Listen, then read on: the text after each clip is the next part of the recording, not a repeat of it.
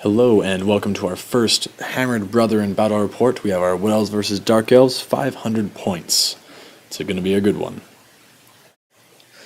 Alright, so we have a few FAQs for our small little tournament. Only one character can have a 3+ or better armor save, or else we're going to end up with a bunch of Warriors of Chaos players with, 1-up characters that can't be killed.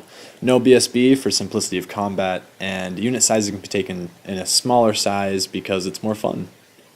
So here's my Wood Elf army with kind of two main blocks. The Eternal Guard and the Treekin holding down with some toughness and stubborn, and then the Wild Riders doing the job, getting out and killing all the stuff that they can't. And then the Shadow Dancer, I've always wanted one. Here's the Dark Elf army with a Master with a pretty solid armor save, and it's re-rollable nonetheless. You have 10 Dark Shards that... 4 Cold One Knights with the Champion, and 10 of those dang Executioners. They do their job. So here is Wood Elf deployment. You have my Stubborn block on the left with the Treekin in the center, and Wild Riders because, it doesn't matter where they're deployed, they can go anywhere.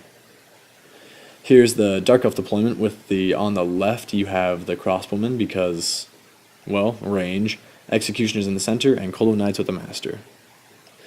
Here is the Vanguard phase. I decided to put my Wild Riders in the forest to be able to get a little bit of protection from the impending 20 shots I'm about to take.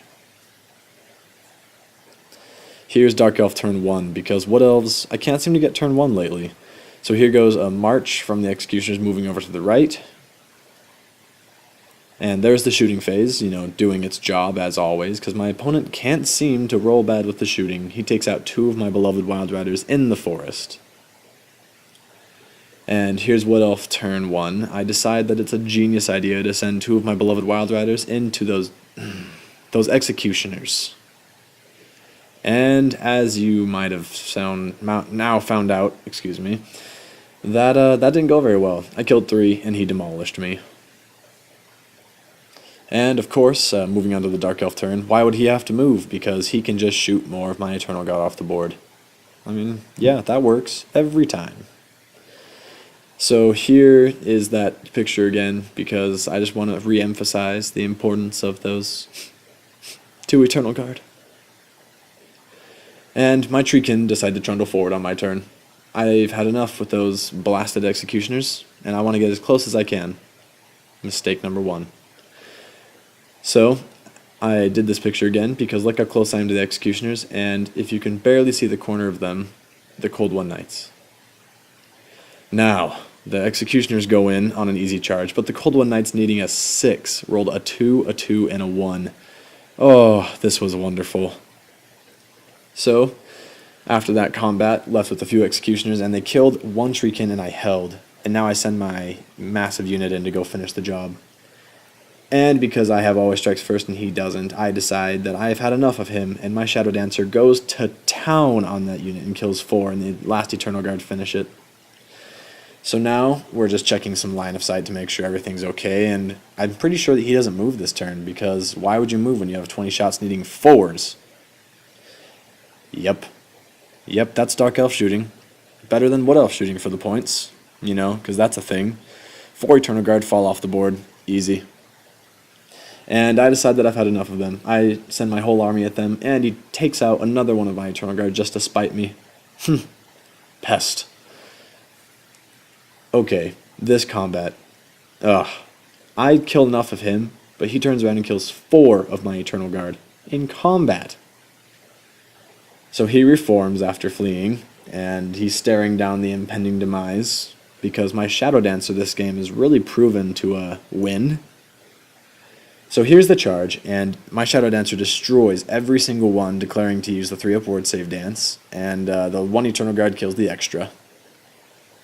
So I flee off the board, and we skip a turn, and that means I come back on the board on my turn, and now he's facing me on his turn. So, this is turn 5, and he charges me. Now, I decide that I'm going to pull a fast one. So he knows I have all these cool little dances, so I declare the Killing Blow dance. And he's like, oh, that's not going to harm me at all, because he is more of a high point player, and so am I, but he doesn't have a ward save. So I challenge him. And it happens. My hero, Killing Blows, the almighty 3-up rerolling armor save hero. Oh, it was glorious. So glorious.